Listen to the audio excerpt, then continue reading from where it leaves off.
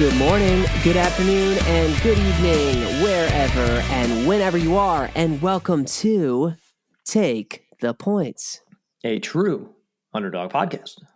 True underdogs, and that's what we're back to, man. That's how I feel. We're back to true underdogs. We really are in Detroit. I'm glad you're Wilson. I'm glad you are on here. This is a wellness check for me on you. We are a couple days out here from the Pistons loss, right? Like we are wellness check. I was worried about you last week. Like where are you at? How are you feeling? I know we're jumping right in. There's no Steve. Yeah. You'll notice there'll be no sniffles this pod, so you know he's not here. The testosterone level is probably at a normal level with Wilson and I. We're low, dude. We're low. Yeah, we are low. We are low. But anyways, not a lot of muscles. Not a lot of muscles. No muscle. A lot of brains, but no muscle. Yeah, I'm okay. I was very upset last week. Like, that game that we won, game 5. I was in Miami for work. I was out at a bar watching it by myself. Classic me. Had a great night. Just seeing them win. Stayed out too late to get another beer because I was so excited. And thinking to myself, there's no way we're going to come back home and lose a third home playoff game in this series. We're not going to lose all three games at home. Not possible. And man, oh man, Possible. The way they gave that game up, I think, is the heartbreaking part of it. I know it's ancient history now in sports talk, but to be up 7 with a few minutes to go at home in a game where if you lose, your season's over. I just don't understand how you fold in a 3-minute period like that. It was tough to watch.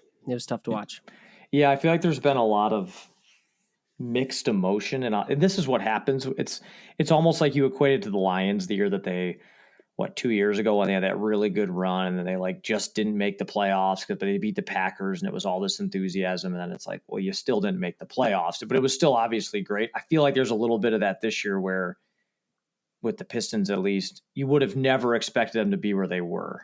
Right. So you kind of felt like you were dealing with house money, which I think is a bit of like how everybody coped with the loss, but then at the same time, you were in that series, felt like we were the better team for like at least a couple of those games, maybe 4 of those games. It felt like 3-4 of those games, like we obviously gave it away, which makes that loss of the series even harder, just because it felt like your expectation changed, rightfully so, as the team progressed throughout the year. And so it's hard for me to fall back and just say, oh, like we had a horrible year. We're obviously excited about the future. You can still say, damn, that still sucked that we lost, Absolutely. I would say going into the series, I was feeling like exactly like you said, house money.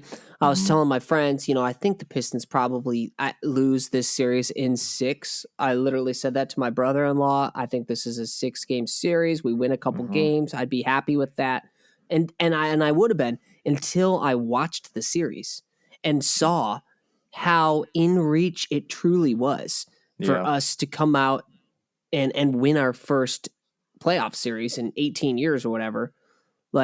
It was within reach, and more than within reach. I think honestly it should have happened. We win that game. Like, we're up 7 with a few minutes to go at home. If we just hold on, which obviously we didn't, so you could say ifs all day long. Yeah. But you would think that's a game we hold on to. It's 3-3 going back to Madison Square Garden. That's with the game that Tim Hardaway foul in the corner, whatever you want to say, if it's a foul or not, it's a shot away from a win there. Yeah. Game 1, we had a double-digit lead that we gave away. That one hurt the most. I think that game 1 of all of them hurt the most because it was, a 21-3 run or something like that to end the game. It was like, it felt like we got to that 5 to 7 minutes to go, even less than that in these games. And like, credit to the Knicks too. Like, I got to give them credit. Like, I was a Knick hater and probably still am, but like, they made some big shots. Brunson made some fucking big plays. You saw him last night again against the Celtics. He almost like mesmerizes defenses where they get so locked in on him and it like, what's he going to do? That it's like, you got Bridges last night or Anunoby hitting shots, and it's like, they just don't seem like that good of a team. And I hate Cat, and like, but they just keep winning. It's so frustrating. Well, Cat hit some crazy shots against us. There was that game where he hit those two ridiculous shots, the That was 3-pointer ridiculous. and then that fadeaway that sealed the game for him. Yeah. Like they didn't make crucial mistakes at the end of the game. They hit big shots. They caused us to turn the ball over a lot, which we knew was a problem kind of all year. It came out in the end. That was my big criticism of Cade most of the year was his fourth quarter. We saw that it was like inability to kind of be that superstar in the fourth and a lot of very like unfortunate turnovers at really bad times. It just felt like we went through these 2 to 3 minute stretches where it's just, Holland running up the floor, not knowing where to go with the ball, Asar turning it over, right? Cade he's trying to do the right thing, just throwing a bad pass or what have you, getting it tipped. And it's like, those were just momentum killers because New York took advantage of every single mistake that we made. It was, we turned it over. They made a 3. We didn't get an offensive rebound, right? They came down the floor and had an and one. It was just like everything that went wrong for us went right for them. And that's why, I got to give him props. Brunson was incredible. Watching him last night, that dude's just a finisher. Say what you will, flop, no flop, don't care. That guy puts his entire team on his back, and there's nothing I can do but give him respect. As much as I don't want to, I'd be stupid for me not to. Oh, absolutely. I mean, his double, triple moves that he makes, that he's so quick, and then he'll have the most ridiculous finish that you've ever seen. And every single time I think to myself, he can't keep doing that. It's like, that was lucky. I know. And then he does it again and again. It's why he won Clutch Player of the Year.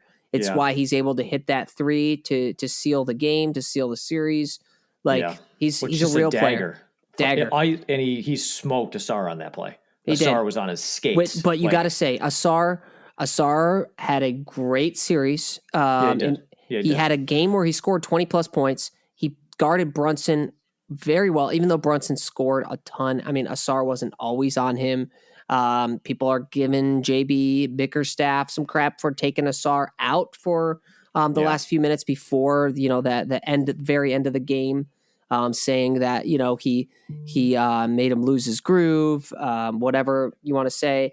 I liked the move. When I saw him do it, I thought to myself, that's great. Asar's going to be fresh in the last minute. He actually had done that earlier in the game, and then Asar came in and played a great stand-up defense on Brunson because he had just gotten a rest and came in fresh. And the announcers on TNT were saying what a great move that was to let him get a little rest and come in fresh to end the first half. So, I mean, you want to give JB Bickerstaff crap for that. I think it was smart. And, Jalen Brunson just made a great move that 99% of the players in the league are not going to be able to guard him when he makes that move and makes that shot.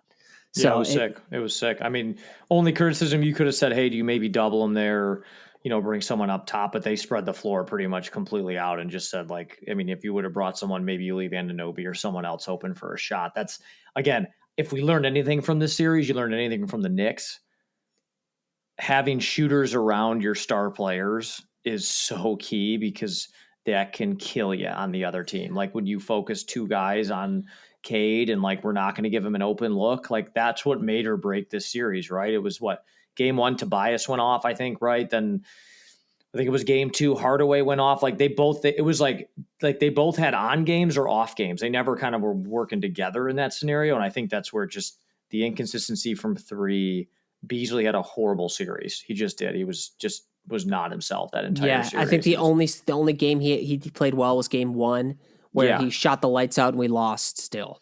You're just absent, and you realize how critical he was to this team's success because when he comes in, especially when he comes in for Asar, which is kind of what they generally do, he's out there to score. And he will. The problem with Malik, take it or leave it, that dude will jack up shots. And if they're not falling, he's still going to keep jacking. And when it's not falling, it's not falling.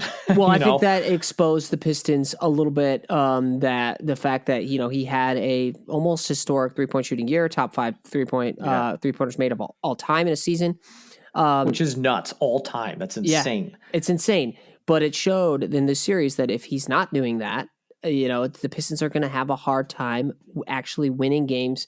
We didn't have a single commanding win in the series where we were able to take a game over and have it be clear throughout the whole game that we were going to win. We had double-digit leads and we always gave them away. We'd go on a cold streak and we couldn't buy a bucket. So it kind of exposed us that we need another person or another player that can go get a bucket like Cade can, obviously. Yeah. But think about New York. Jalen Brunson can go get a bucket. Cat can go get a bucket. Anunoby's hitting 5-6 threes last night or whatever it is. 29 points last night. I was like, holy hell. Him and Brunson both had over 30. Bridges is a nasty defender. I mean, sure, he goes off. Sometimes he's not off or not always on offensively, but that's a guy that, like, you look at an Asar, if he can be a Bridges type player, now I have a different feeling, right? It's a 3 and D, right? Isn't that it's like a KCP, like 3 and D. You're not going to have some move to the paint and all that. I know Asar had his spin moves and he was getting to the lane and all that, and I get that. He's got to be a shooter because our team relies on space. That space is going to create opportunity for someone to drive the lane.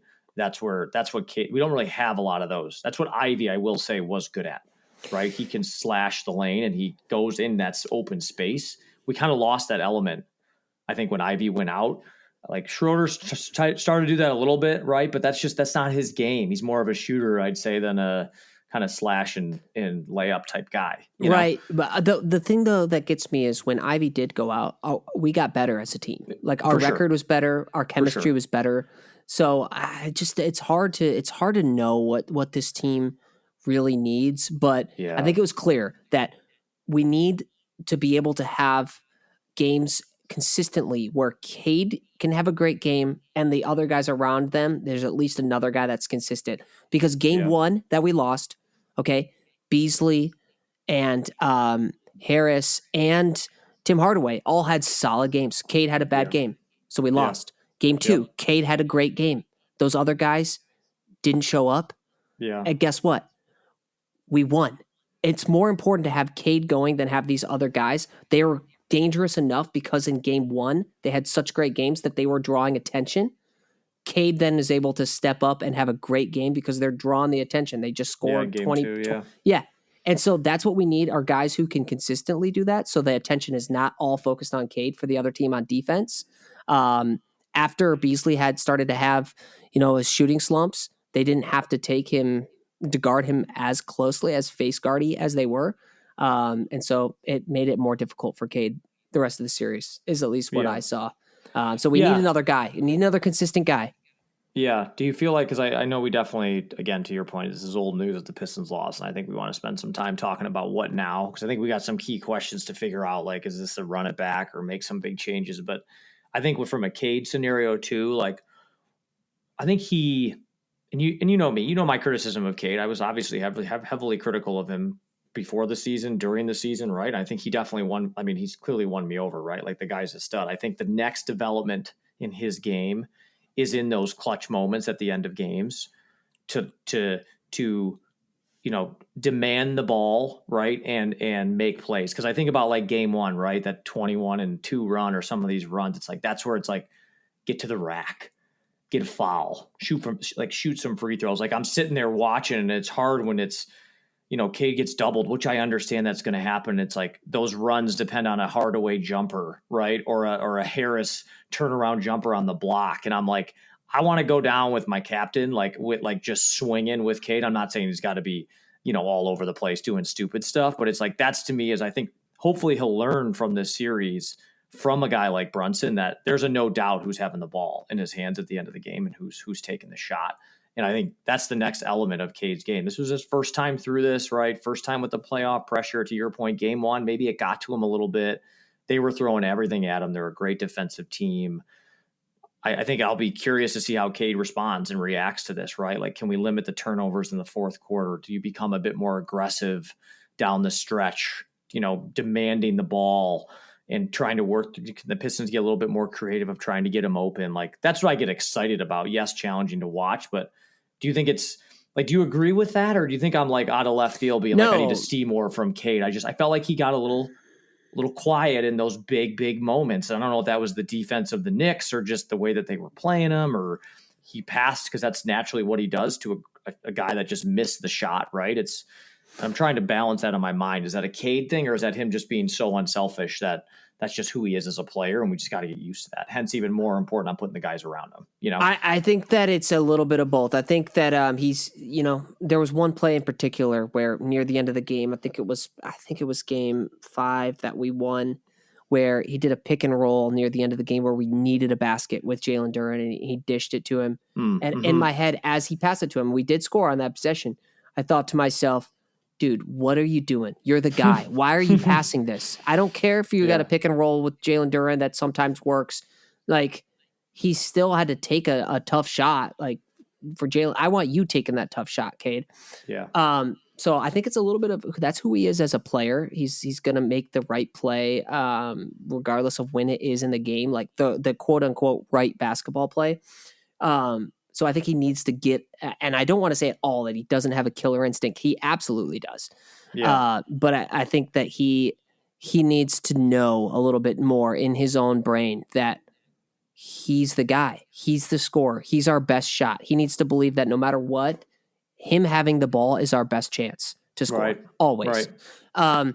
Even when we lost that game, right? We're like, what was that game? Whatever game he had the shot to win it, right? And he missed it, and then they came down. Like that, I'm okay with that shot. Yes. It's like using your best reliever in baseball to close the game out, and he gives up a homer. Like, you got to live with that guy taking the shot. Like, he just missed it, right? He had to look, didn't go in. It was a jumper. He had a clean look for it. They didn't let him go to the rack, rightfully so. Like, but then what? Game 4 or 5, whatever, or game 5. Remember, he hits that big 3 he had like the last 5 or 7 points of the game. And it's like, okay, that worked out that time. That's just, we got to see more of that at the closing points of those games, I think, because I'm okay that he missed. Like, good. Our best guy took the shot. I'll live with that, Well, and also in game 2, I mean, he did take it to the basket near the end when we were starting to give the game away again, as we did in game 1. He had a couple moments where, he took it to the basket. He got fouled, got himself to the line a couple times in the fourth quarter of that game to stop the run that the Knicks were on again. So I wouldn't say that Cade had a bad series. I would say that he had a pretty darn good first playoff series, but I think it still stands that, like, after game 1, when those other guys kind of went off and Cade didn't have a great game, I think Thibodeau changed up their game plan and realized we got a game plan for other guys too, defensively. And that opened up Cade a lot in game 2 to have a 30-plus point game. And then I think the Knicks adjusted again, and we need to be able to have them adjust again and guard Cade closer again and have guys that can consistently go off again. But in game 3, when they readjusted double teaming Cade like crazy, which I was at that game, Beasley, Harris, Hardaway, they didn't step up again. So I think it goes back to, like, thinking to the future. How do we try to become a little more foolproof, which you can never be, totally foolproof in any major sport, but how do we make ourselves more consistent, to not rely on some of these, like, role player shooting, making 4 out of 6 threes, or 5 out of 8 or whatever Beasley or Hardaway does. How do we not rely on that to get the win when the other team is, like, putting all their chips on Cade?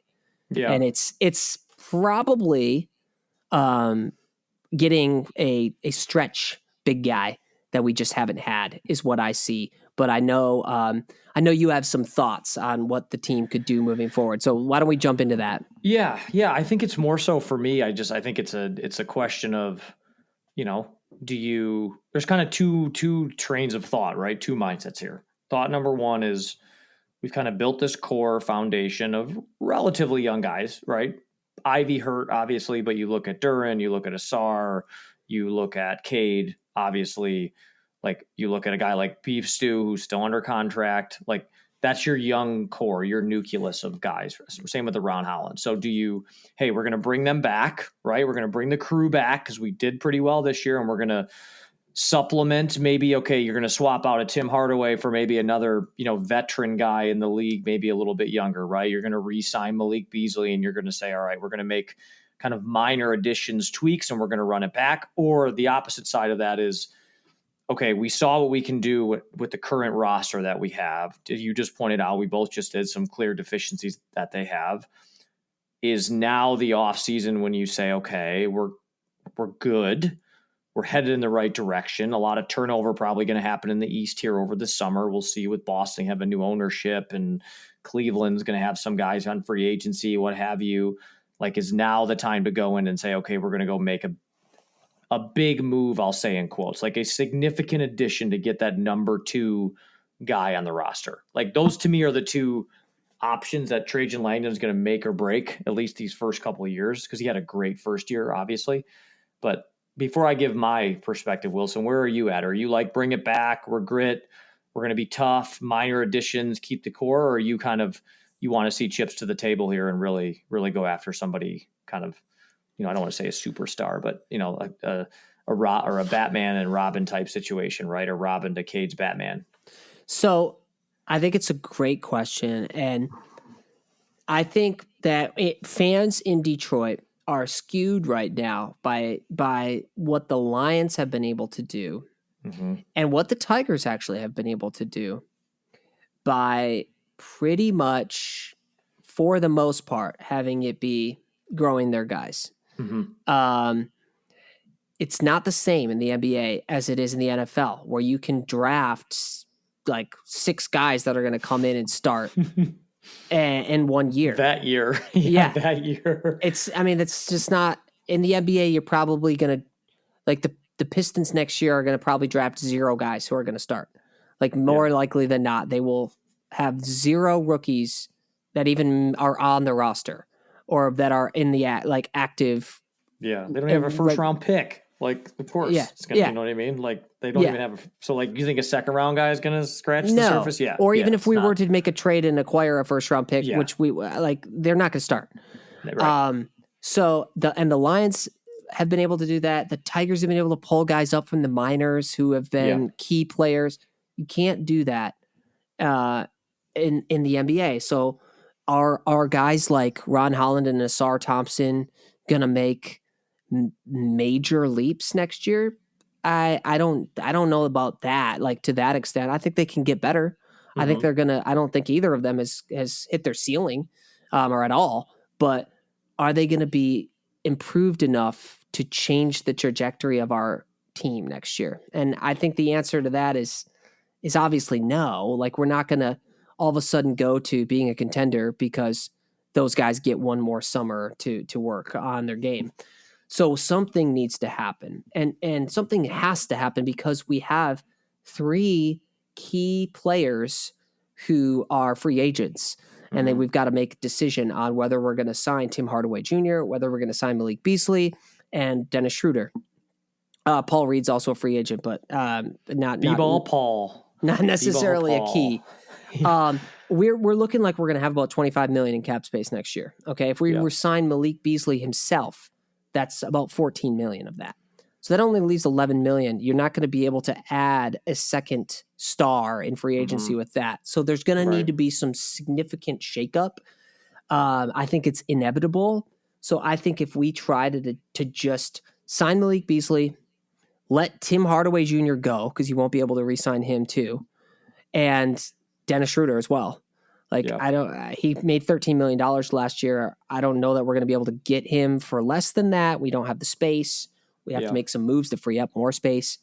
Even just to bring back Beasley and Schroeder would be more than we can pay. Yeah. So we have to be neutral, just to be net neutral. And that's even to lose Tim Hardaway. Right. And not replace him. Because Cade's salary elevates this year because he was still on the last year of his rookie deal last year. So now he's making, what, 30, 40, whatever the hell it is a year. Yep. Like, and I think you got some. So, Wilson, would you say you're in the mindset of, I don't want to say all in chips to the table, but like, we need to go out and go after a guy to help? The only way I see that it's possible is with the trade. Yeah, I agree. Because it's not going to happen with free agency unless we were to say, hey, we're going to not re-sign anybody. We're going to not re-sign Malik Beasley, Tim Hardaway, or Dennis Schroeder. And we're going to find a way to free up a little more cap so that we can sign another star who's going to make 25 or 30 million and take the rest of that space. Which free agency is not even that good this year. You have a lot of guys with player options, and most of those guys usually opt into that. It's not like LeBron's opting out, right? Like, do I want James Harden? Like, yeah, thanks, no thanks. Like, there's not a ton of great names in free agency, which is why, I'm kind of with you on the very similar to what I talked about in the pod I did with the Pistons. I know, again, NFL is a little bit different, but my question of, like, my question to Brad Holmes, like I said, is he going to be able to get us to go from being good to great? And that's going to take like making a move, and it's either going to work or it's not going to work, right? It's like the Rasheed Wallace deal with the Pistons, like, and Hamilton and Billups. Like, it was either going to work or Joe Dumars would not have been the GM any longer. Like, that's how it goes. It's like, I know Trajan Langdon's probably way ahead of schedule just because I think they signed all those guys thinking they were going to shed them this year, at Beasley and all those guys at the deadline, which didn't happen. But just because you accelerated, okay, that's now the new expectation of where are we at. And I don't know if you feel like this way. I wonder, what more can we get out of this current team and its current construction? If everybody was to come back next year, I still think best case scenario is you make it to the second round and then you go up against the big boys. And I just don't think, even if we would have won, I still think the Celtics, sure, you win a game, maybe like that would have been a tough series. That's why it was kind of funny with the Knicks. It was like whoever wins is going to go get their ass kicked by Boston. And of course, New York wins last night. But anyways, yeah. So I'm kind of with you. Like Tim Hardaway Jr., thanks. It's been real. Like the hope is that the core of this, the culture of this team doesn't change. Because I think Bickerstaff's got some dog in him.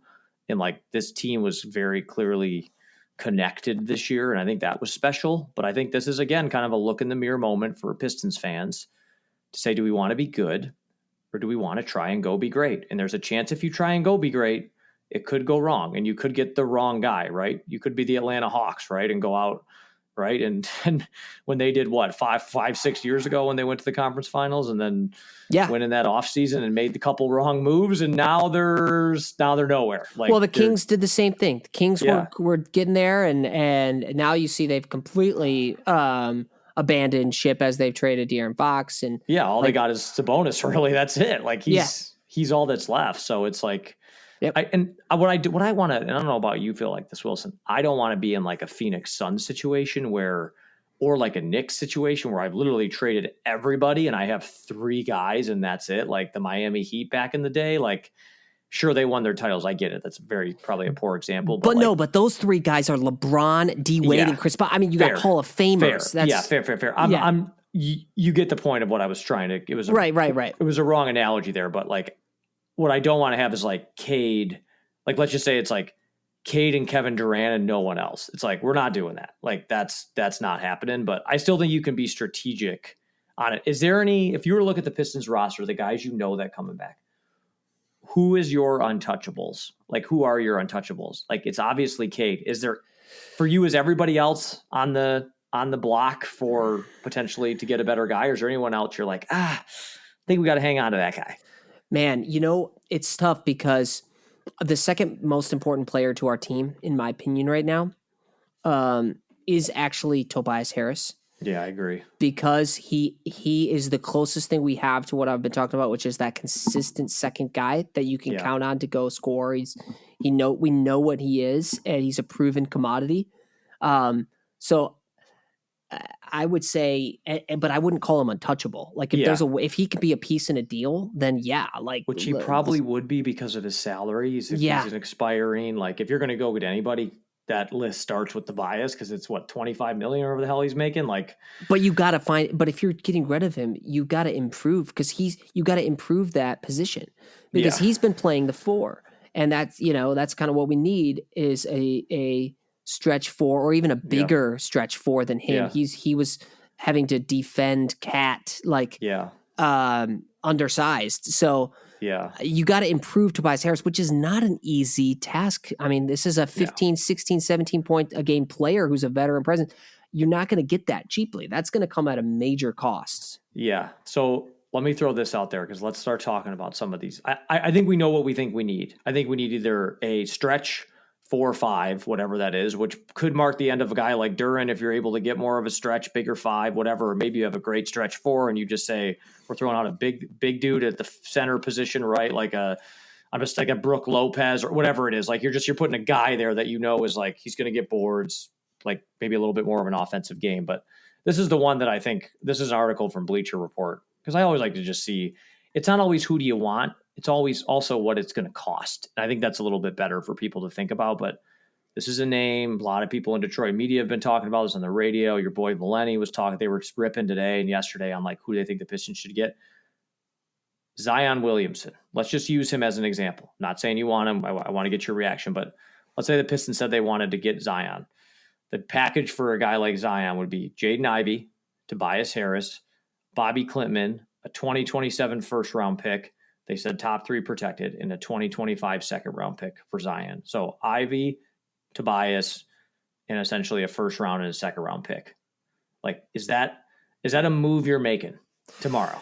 Well, when you first started talking about Zion, I thought puke, because the dude's going to play 30 games. He's does not play a lot. I mean, legit, there's no reason to believe he's going to play more than 30 games. And I would be optimistic in my opinion.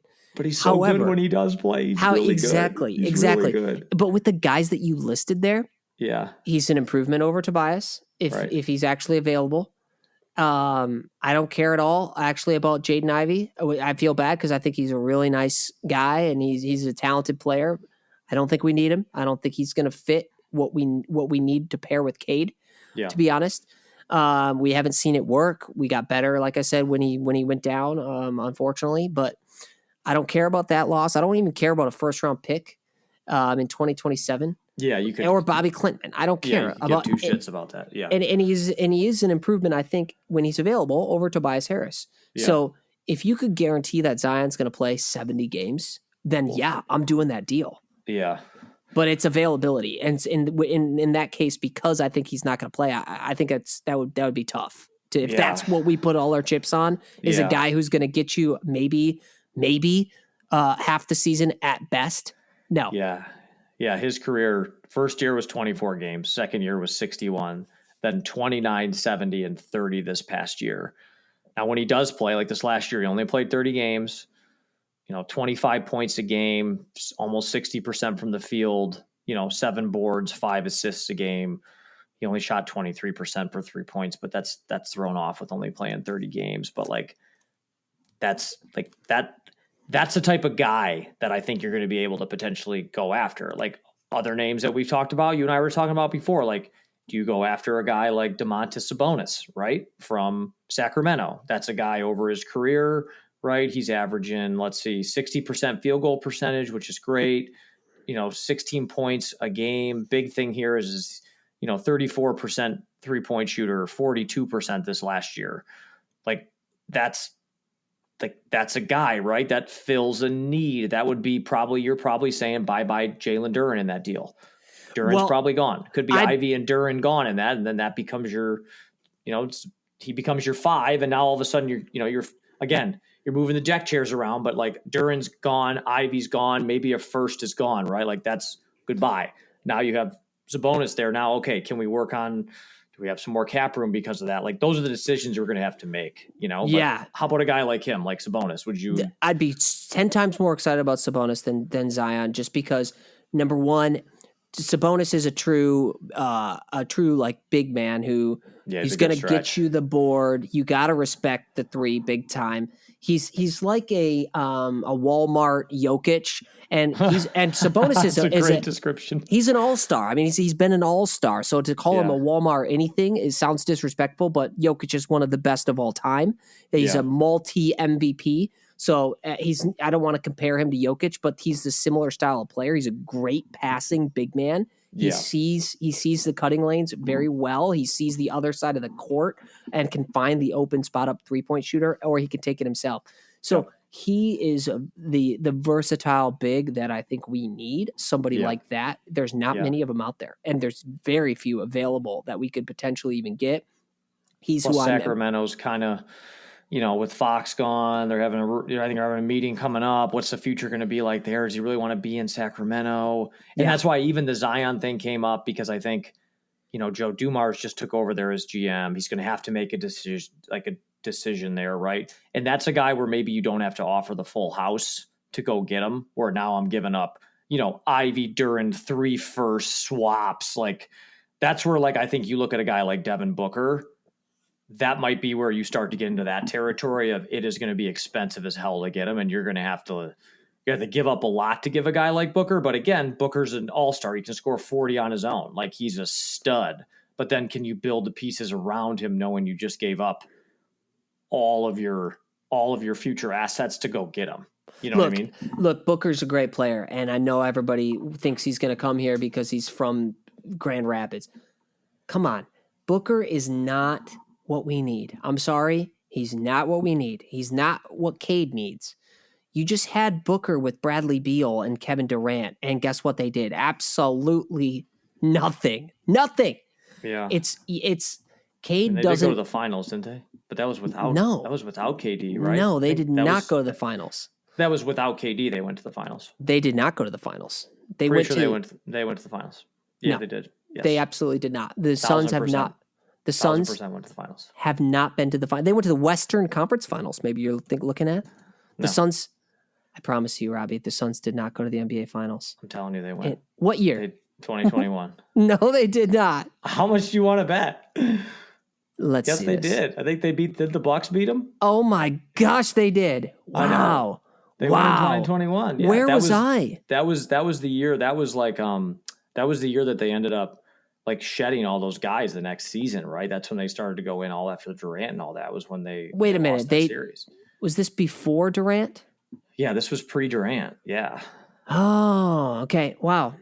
Okay. That felt so good. That felt dude, so good. I'm sure it did. 2021 though, let's just say, is like a bubbly weird time. So I don't remember that at all. Yeah.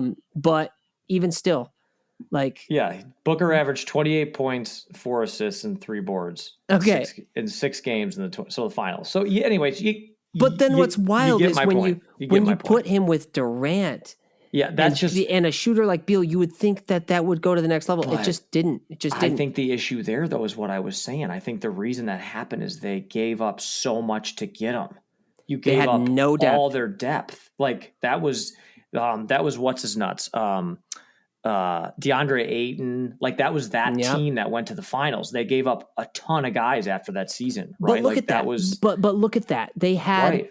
They had Ayton. Okay, so they had a big man who was a lob threat, who was a great rebounder. Yep. To pair with Booker, not another guy who needs the ball in his hand, not another guy who's going to have to score 30 points a game to get the value that you have to give up to get him, like Kevin Durant. I mean, putting Cade with Booker to me is maybe you get to the second. I think you get to the second round. I think you do. I don't think that team has a shot to win the finals if you give up what you're going to have to give up to get Booker. That's the problem with You're Booker. not going to have you're not going to have the quality big man.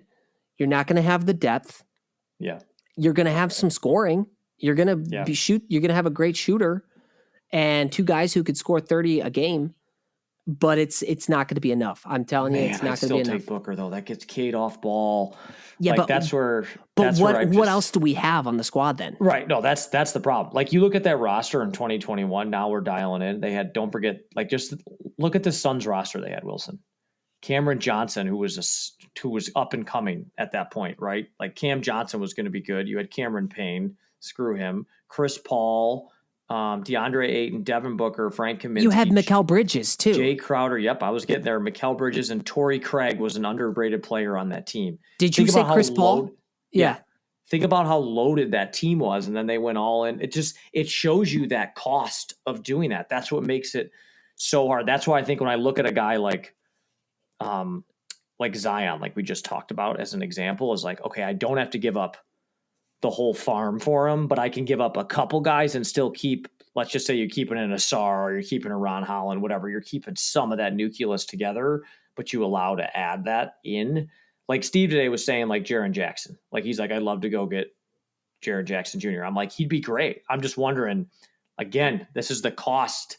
Like you're gonna have to spend, and then do you hope that again that Miami Heat situation pops up where now you guys want to come to your team because they want to play with those other players, you know what I mean? But you got to have the cap for the free agency. You got to have the cap, or if they're going to, But I think Gores will pay. Like, I don't think Gores gives a shit. Like, I think he will pay.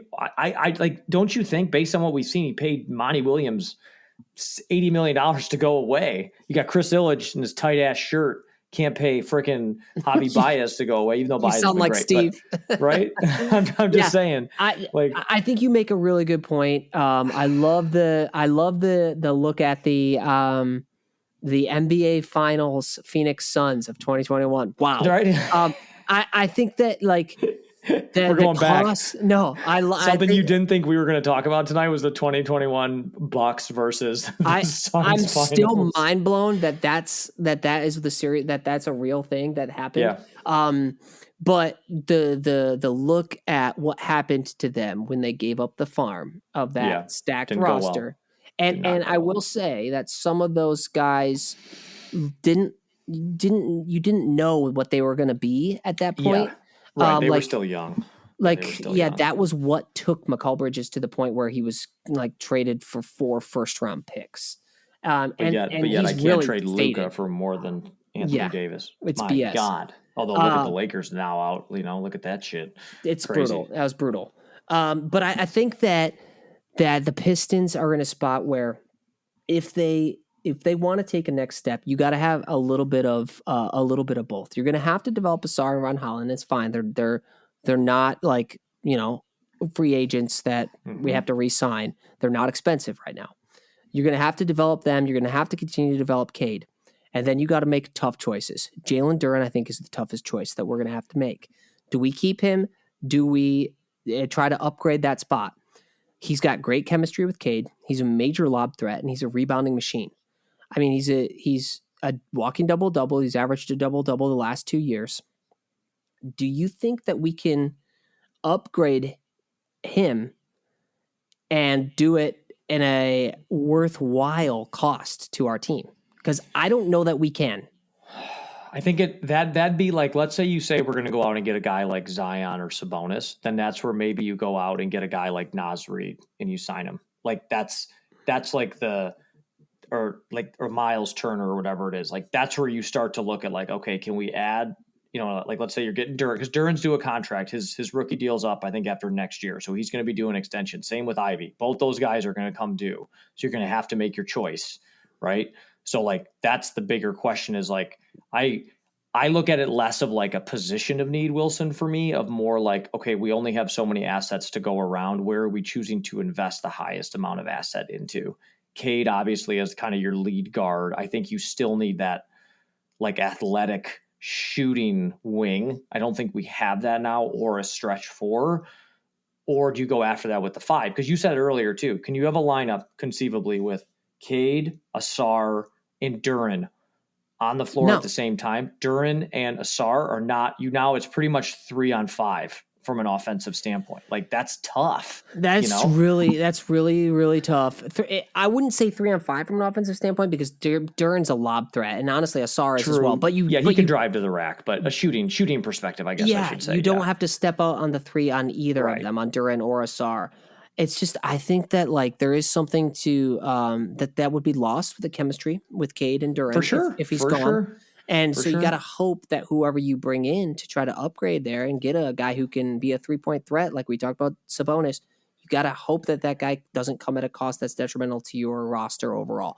However, I do think that there's a world where Duren and Sabonis could be on the court for sure at the same time and play the 5 and the 4. And they're I guess you just have two big guys, but Sabonis is such a good passer and a great shooter that I think it could work. Yeah, it just depends on the defensive side. If you saw Duren struggle big time this series guarding anybody outside the paint, he was getting smoked. Even Cat was just killing him. And like Duren has trouble guarding more athletic guys. Duren's very athletic, obviously, but he doesn't like, that's where a guy like Sabonis, could he essentially, like, are you creating a mismatch for yourself on the defensive side of the ball, right? Like, can Sabonis guard an athletic 4? I still think he can. Like, I have faith that he could do that. But like that to me is a vision. If you're like, cool, we're going Cade, Duren, Sabonis, let's say Beasley and Asar. I'm just throwing out an example. Like, let's say you say that's what we're going. That's going to be our starting 5, and then we're just going to fill the, we're going to fill the nucleus around it. Like Asar and Duren still. Then you'd have, if you're going to keep Duren, I think that's the choice that they have to make. Are we going to keep Duren? Or are we going to keep Asar? Yeah. That is like from their young core, one of those two is probably going to have to go. And then Ivy's probably going to have to go too. I see Ivy as like the most attractive trade chip that we have, just because I think other teams are going to value what he does. But there is a chance, right, that Trajan could say Ivy was hurt. I know he didn't play super well when he was here, but let's see if him and Cade can jive together. I would just love it. And they don't have to do everything all in one offseason. It's not like you got to trade your whole roster. But even if you said, okay, we're going to let's say they said we're bringing everybody else back, but we're trading, Ivy and I'm just saying like Ivy and Ron Holland for a Zion. I'm just throwing it out, or as a bonus, whatever it is. It's like, okay, at least that's like a step. Now you're like, you've added a clear upgrade at a position. Now you fill around it, right? Like, can we still have enough cap at that point to kind of maneuver? It's like, I'm not giving Duren a max or even close to it. I'm not giving Beasley $20 million a year. You can't do it. Like, that's where you got to make tough choices, It's so hard. It's so hard right now because there are so many guys that are a question mark. Like, we haven't even talked about Dennis Schroeder, who ended up being so pivotal to us in this series as a scorer, a great 3-point shooter, that extra ball handler that takes some pressure off Cade. Like, man, there's just so many question marks. What I hope we do is what you just said, where we try to take it in chunks and not do the whole thing in 1 year, because then that's where you get in the situation like we just talked about with those other teams where you're just all in. You're just all in. And we don't need to be. We don't need to be, because no matter what we do, we are not going to win the championship next year. It's just not going to. It would be a wild miracle. For sure. So it doesn't have to happen all this offseason.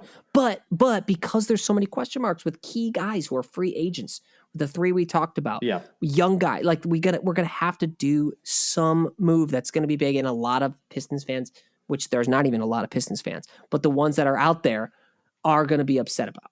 There's no doubt. Yeah, I think that's where I look at a guy like Schroeder and I'm like, okay, a guy like Marcus Sasser for me. I was telling Steve today too, like, Sasser's a young guy. It's like, is he maybe a similar situation to like a, Bruce Brown or like a Chris Middleton, where like Sasser's shown some flashes, excuse me. Is he a guy that you say, okay, he's going to be our number 2 guard next year? Like, he's going to be our backup until we get to the deadline and feel like we need to add a veteran guard. Like, that's the trade-off you're going to have to make with some of these moves. It's like, I'm going to get a Zion. A guy like Sasser's got to step up and be your second guard. You may not be able to have a $13 million a year player like you did this year as the backup. Yeah. That's where like your core development, because I can see a guy like Sasser being an attractive piece for somebody. He had some real bright spots this year. He can shoot the ball, like, aggressive guy. Like, that to me is the intrigue on this entire situation, is like, I even pulled up this Wilson, just like, if you think about like a lower tier trade targets, and this is from Bleacher Report again, it's like 3 guys the Pistons could have. It's like number 3 is CJ McCollum, right?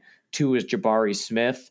Number 1 is like Cam Johnson. You go after him from the Nets. I wanted to sign him when he was a free agent anyways, but then we traded for Joe Harris and freed up the space, though they could sign him. But like, is that more of like a mid-level trade you could make for a solid guy, not a stud, not a star, but a clear upgrade over what we got? That's very different than what we just said of like, I'm going to get some bonus. You know what I mean? Yeah. Well, like, Cam Johnson feels like that would just replace Tim Hardaway. They're the same. Right. They're the same caliber player to me, honestly. Yeah. Like, maybe you'd slightly give the edge to Cam Johnson, but a little younger. I think Cam's a little younger, so whatever. But but he's going to average 16 to 18 a game. He's going to shoot, I don't know, 30%, 32% from 3. He's going to get you 5-6 boards a game. Like, that's what you're paying for. You're paying for like 18, 6, and 2 a game. Like, that's. But think about it. That's just to replace Tim Hardaway. That's not to improve at all. That's just to replace what we lose at Tim Hardaway. They're in a tough. I think that they have a tough task ahead of them to take a step forward with the roster next year, with the guys that they got to re-sign, with the lack of cap that they have, unless, like you said, Goris is just willing to spend. Honestly, that's what it's going to really take. Right, because if all of a sudden we can play around that first apron or that second apron, which gets real tight, because now you can't trade guys, and that's why this Beasley contract matters so much. If they sign him more than the mid-level exception this year, now there's gonna be repercussions for that. Yeah, because now you're going to start getting into that first apron just because of the money that you're signing. I think Gores will pay it.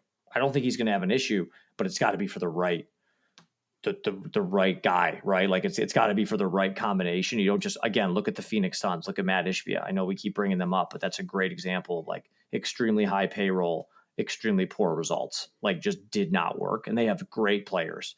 Take Booker. Yes. Love Devin Booker. Like Kevin Durant, say what you will, still a Hall of Famer, like still a great player, a 7-foot guy that shoots 40% from three, like just a stud, and they can't win shit, Yeah. you know?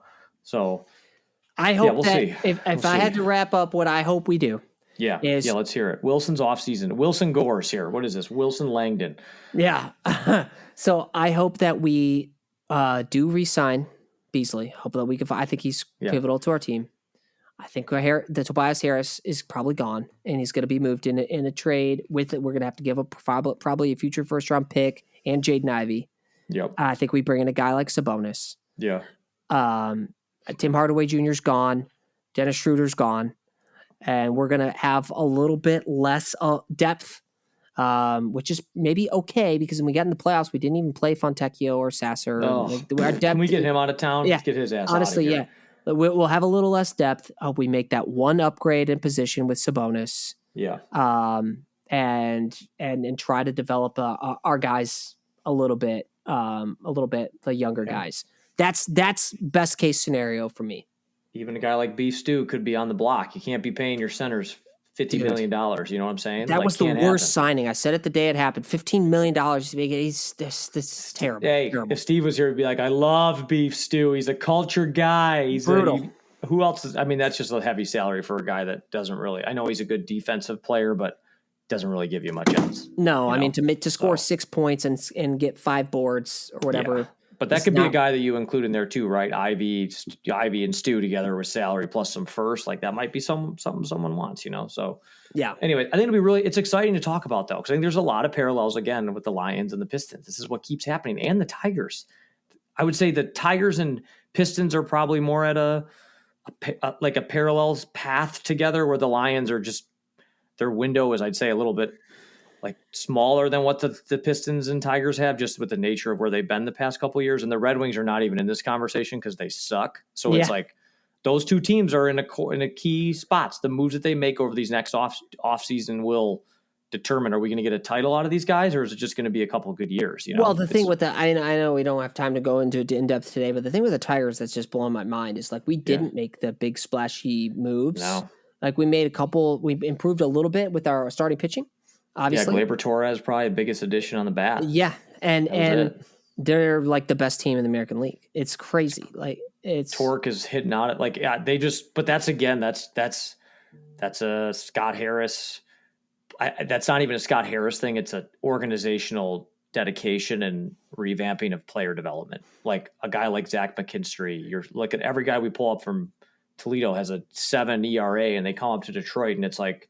The dudes are throwing like 5 innings, no runs. It's like, what? Yeah.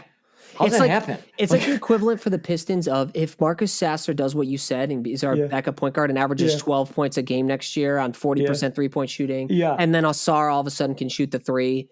And it's like, and Jalen Duren is like freaking 15 rebounds per game, 15 points. He develops a jumper. He's Torque getting his bat back. Yeah. He develops like a 12-foot jumper. And you're like, but seriously, what? The Tigers have developed guys like that where it's just how is this happening?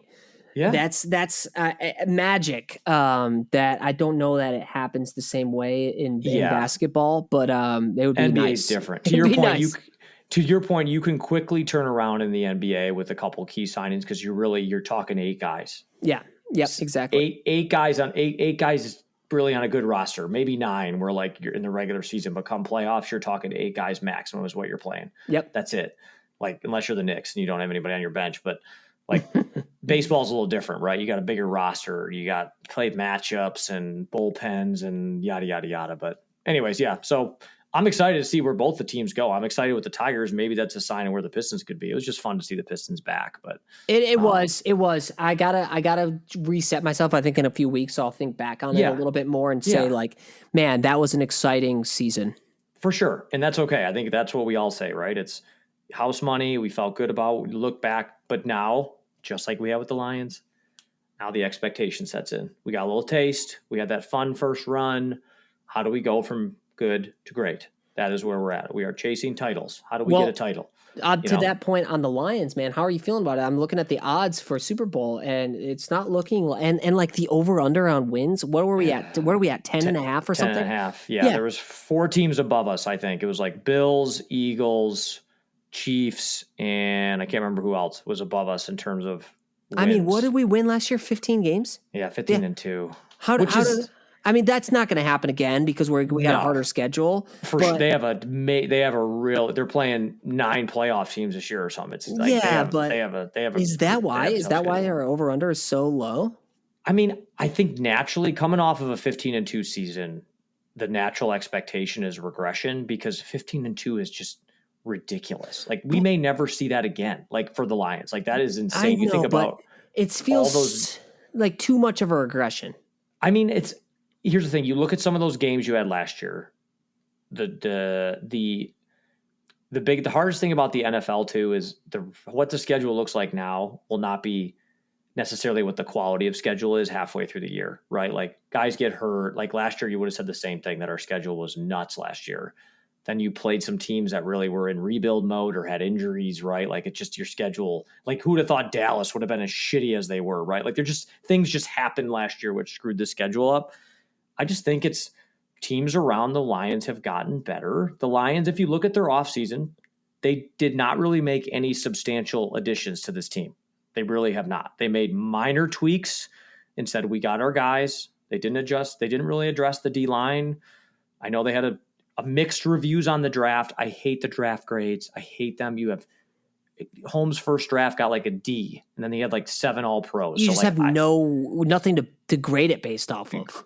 Right. It's all a bunch speculation. Of writers. Yeah, it's all a bunch of writers saying this is what happened. So do I think that they will win more than 10 games? I think for me, knowing where they're going to be at this year in their schedule, if I had to say today, I would say like 11 or 12 wins is probably like best case scenario where I think you could be looking at a 10-7, 11-6 type season. Wow. Where Wilson, I just say like, look at, if you look at their schedule and look who they're playing, look at our own division, like the Bears are going to be better next year. Take it for what it is, right? The Packers are always going to be tough. Like the Vikings, I know they have a rookie quarterback, totally get it. But you look at some of these, they got to play. I think they got to play the Eagles. They got to play the Rams. Like they got to play Washington. They have some tough games on their schedule.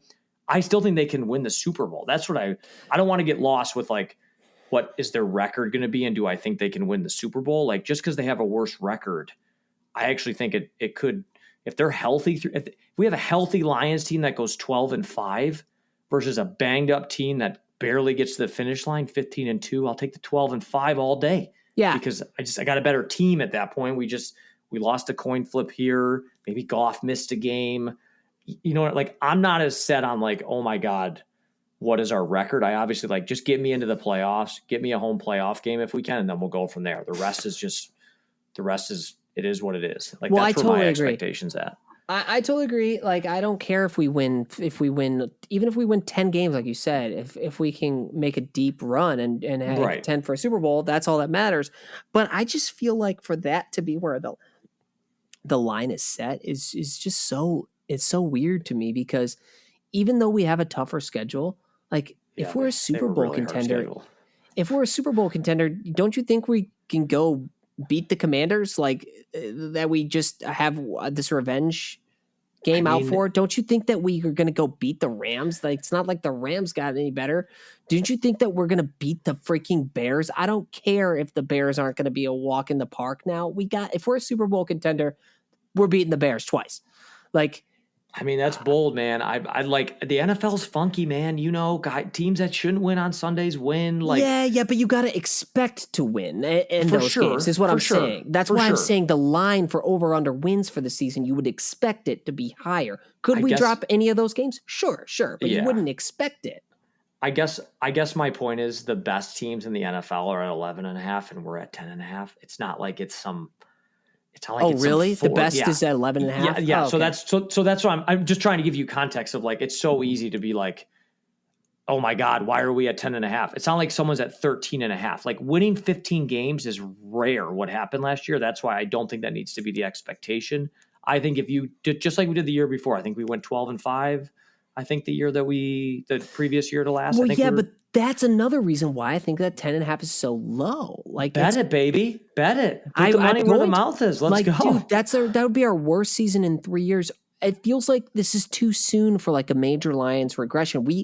We're just still on the up, aren't we? Are we not still on the up? It's Wilson. It's not that I think we're not as talented as we were. I think it's that other teams around us have gotten better, right? And like as they've gotten better, like there's still some major question marks on this team, right? They do not have a great defensive end outside of Aiden. Aiden's coming off a broken leg. Aleem McNeil's banged up, right? He tore his ACL. You won't see him till Thanksgiving. Like offense, you're gonna have 2 new guys on the offensive line. I'm just thinking how Vegas is probably thinking, right? Like that's where the mindset. You're playing a tougher schedule. Some guys coming off big injuries last year. That you combine those two things together. Goff did not have a good playoff game. Like the biggest elephant in the room, Wilson, we got 2 new coordinators too. That's a major thing. Like Ben Johnson's not here anymore. And so that's where I think the regression from 15 to 11 or 12 could happen, but I would still take that. Like there's some part of me that feels that the Lions are kind of a bit like even the Tigers or Pistons where like they like that underdog role. I think they're better being the hunter than they are being the hunted. I think that's what Campbell's like ethos and his mentality caters better to being disrespected. We know we're the underdog. Like, look how well I don't think we lost a road game at all last year. Like, think about that. There's something to that in my mind. Look at the Pistons, same thing. I think they were better on the road than they were at home. It's a weird psyche thing, I don't know what that's expectation or what is it. And so I'm kind of like, hey, we got to get punched in the mouth a little bit and we go 12-5. Sure, it's going to suck not to win 15, but if that like galvanizes us a little bit and we can get through that healthy, like I'm okay to accept that. You know what I mean? At the end of the day, this comes down to like, it's Super Bowl or bust time. No way around it. So however we got to get there, you want to go 9-7 or whatever and limp in as a wild card and you win the Super Bowl? Great. You want to go 15-2 and have home field? Fantastic. Yeah, but it's put up or shut up. I totally agree, and I'm fine if we win 12 games. I'm excited if we win 12 games. I just feel am like maybe taking offense a little bit at Vegas saying that this team is going to win 2/3 the amount of games that they won last year. That we're making this huge regression. It feels like people are giving up on the Lions too early. And what I will say is like that those lines, aren't they set by what people are putting their money on? Because if that's how they're set, then that's just saying that like fans in general of the NFL and of the Lions are not as optimistic in the team. Potentially. Which is sad because it feels like we've finally just arrived and we're already in our regression. Like the window is closing this soon, like already. I don't think it's closing. I think, and I said this when I did the draft preview too, I think the Lions in their current form and makeup have already started to see changes in the sense that like Ben Johnson gone, Aaron Glenn gone, right? Like some of these players, you're going to have to make your choices. Are we going to re-sign them? Are we going to keep them? Like we're going to trade them, right? Like that's where, like you can't just keep running back the gang all together again for like 6 years. It's just not going to happen. There's going to be some natural changes. That's why I don't think the window's over. I don't think the Lions are not going to be Super Bowl contenders. I don't think any of that. I think they still are.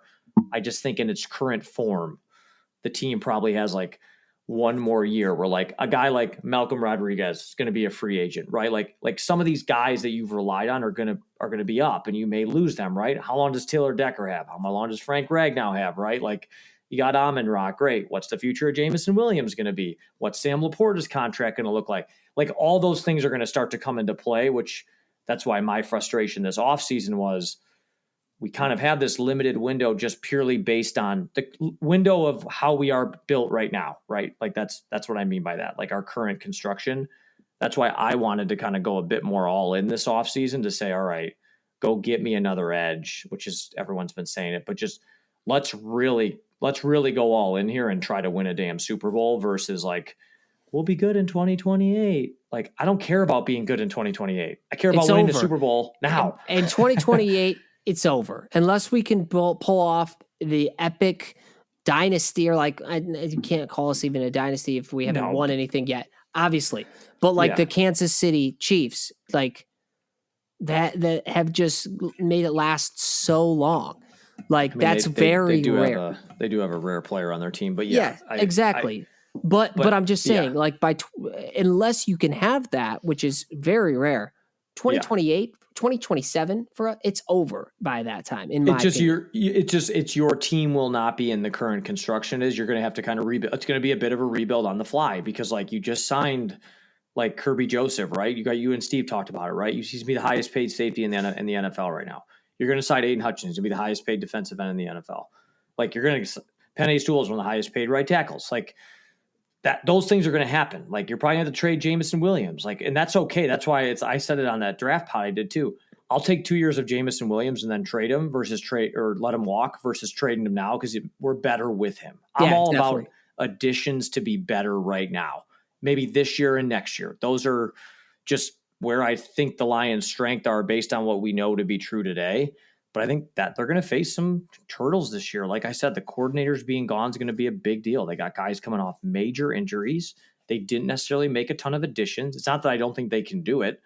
I just think it's going to be hard as hell, right? Like that's just the reality of the NFL. And again, if you look at their opponents this year, they are on the road on like a ton of playoff teams. They are on the road on, and that those are going to be tough games. Like Washington, yeah, I would hope we would beat them, but they beat us pretty good at home in the middle of the most important game of the year. Now we didn't have anybody healthy. Take it for what it is, and we can't come back and lose that game. We cannot. We have to win that game.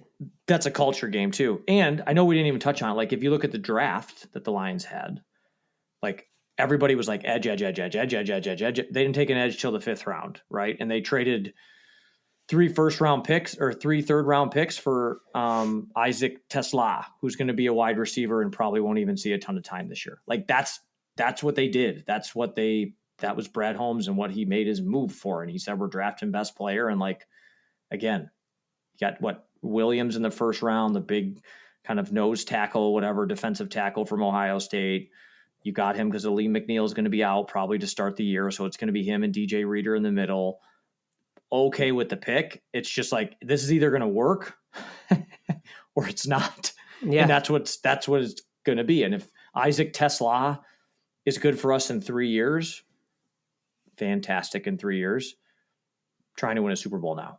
That's what I want. I want one now. And I like Detroit fans are always, I want to win my 3rd one before I win my 1st one. That's where my, I guess like angst and eagerness as a fan is like, I just want to go for it. You know what I mean? I just want to like, for once. I just want to say we're going for it. Like we were 17 points up. Like we were there. Like I want to get back there again, you know? And that's my like non-sports podcaster and just my fanship coming out. You know what I mean? And it's always easy to sit and be a computer GM and, you know, here's what I would do, or here's what Howie Roseman did for the Eagles and it worked out, blah, blah, blah. Like, you got to trust Brad Holmes, sure. But do I think they could maybe be doing a little bit more to capture this current opportunity? I'd be lying if I said I didn't think the answer was yes to that. I agree. But I just think that it's too pessimistic of an outlook for this team, for what they have. Yeah, currently. You think they're going to win 12, 13 games? Like I think they are. That's your confidence level. And I would put them. I would sure. Are there 2 or 3 teams that I think should have better Super Bowl odds? Fine. Yeah. At this point, you know, before the season started, fine. But yeah. Eagles are going to. Kansas City's going to. They were both in the Super Bowl. Buffalo kicked your ass last year at home. Like that's. I just feel like there's no reason to believe that we're not going to be a better team than we were last year, because you gotta imagine, won't be struggling with the same amount, just like pure volume of consistent major injuries. Yeah. And we have a harder schedule, so maybe we'll lose more games. But overall, I think there's no reason to believe that we're not at least as good of a team, if not better, than we were last year. And we were like Super Bowl, weren't we Super Bowl favorites at one point?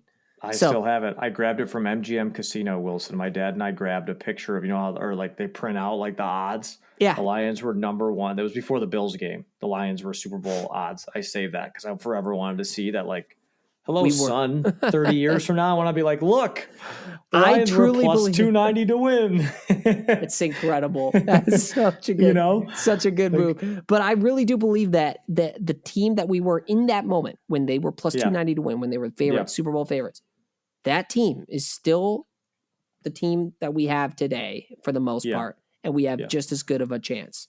And I would say, I think the coordinators is a big thing to be missing, but I think it's the schedule. This is what I think is impacting that prediction. The schedule is harder. You lost your coordinators, and teams around you have just gotten better in your conference. And so that's what I think it's the playing field has maybe leveled a little bit more. So to your point of like, you expect, I think one way I would rephrase the question to you, Wilson, is you're expecting them to win more than 10 and a half games. You're expecting them to do that. It doesn't necessarily mean that they will, but your expectation is, I expect you to win 12 games. Like, let's just say that's your number. 13 is tough. 14 now you're getting into like, does not happen every year. It feels like 12 is that number of like, can we at least get to 12-5 and feel like, okay, we lost a couple more than we did this year, but that's okay. Toughened us up.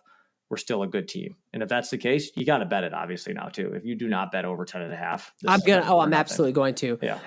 My point, the last thing I'll say is on the coordinators. Ben Johnson sucks. Don't care about him.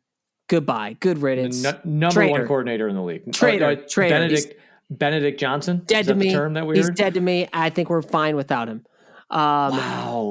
I just, him going to the Bears just showed his true character. We don't need him. We don't need that in the. He wasn't even good. We were only the number one scoring offense. He wasn't that good, guys. Dude, okay, we'll be fine. You gotta totally flip on him though. He's the head coach of the Bears now. Don't need him. He's not the reason we lose games. He's dead to me. Yes. Benny is dead to me. Okay. He will not be the cause of us losing a single game. Yeah. Because we don't need him. Unless we're playing him. And we won't lose to them. And then Aaron Glenn, honestly, good for him. Happy for him. I think that we had a couple of years of really bad defense with him. So I don't know that it's going to make us worse. Just my complete amateur, unknowledgeable take, but that's what I feel. Yeah, I believe the Lions ranked like 7th in defense last year. Yeah, I know, but before that, I'm talking about we had some terrible defensive years, and he was the coordinator. For sure. You knew I was going to drop some type of stat just from my mind on type of thing to negate it. But even still, I mean, years past before that. Yeah. And that shows that it was because of the players last year that the roster changed. I mean, but I will say last year was one of the most impressive years. We had 7th ranked defense in the NFL or something like that, and we had literally 20 guys on IR, most of them on defense. So I think last year was his best year from a coordinator. He just ran out of guys. But I think another way to look at it too, Wilson, is I'm more confident in Kelvin Shepard being able to step in for Aaron Glenn than I am on like Dan Campbell being able to mimic what they did on the offensive side. I think there might just be some early hiccups there, a little bit of struggles there as they kind of get acquainted to having hopefully a similar offense, but just different calls and all that type of stuff. But here's the thing. I'm expecting Super Bowl. That's where we've come to. Super Bowl or bust. That's it. There's no yay. I mean, okay, maybe you get the NFC title game, you feel good, but like this is Super Bowl or bust. 100%. I told you after that Super Bowl, right when we first started this pod, after we lost that NFC title game, in order for us to be in a similar situation, think about we have to be at halftime up 17. Like that's where we were. So get me back to there. We get back to there, I'm happy. We don't get back to there, vacuum's coming out. I'm not watching, right? I'm too stressed. I didn't even tell you, Wilson. I didn't even watch. You're gonna be really mad at me. Yeah, I know you're gonna be mad at me. What did you not watch? I did not watch live the end of the Pistons game in Game 6. Because I turned it on, Wilson. I turned it on, and Pistons went cold. And I said, I'm out. My dad was like, you got to watch. You got to stick to it. I told my friends, I was like, I'm staying away for you. I'm staying away for you all. And they lost. And I went back and watched the replay. And it was like, my emotional stress was so less because I didn't sit there and watch it. I know that's horrible. But you got to live and die with the team. You got to live and die with the team. I wanted to share that with you so you knew that I tried to help out that much that I literally thought me not watching was going to help them win the game. Well, thank you for the confessional. I personally don't believe you have that much influence on the game, but I'm glad to know that you feel that you have that much sway. Wilson, and you did your part. You did your part. But in the future, you need to ride or die with them, dude. You got to be there for them. They need you. I know. I felt like I put it on. And then my wife, even one game, she was like, I think it was the game 5 when they staved off elimination. She was sitting with me in the kitchen and they started to go on. They started to score. And then she went to leave. And I was like, no. Get back in here. Because I think I told you game 1, we were watching the game together.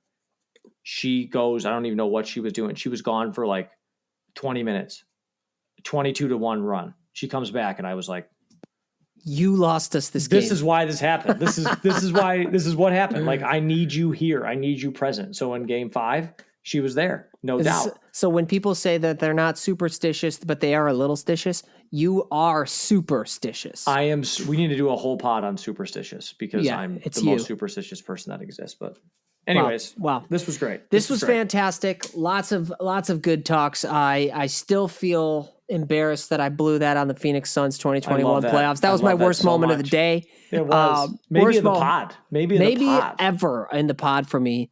But I will still hold that was COVID years, the heart of COVID, which was not real life.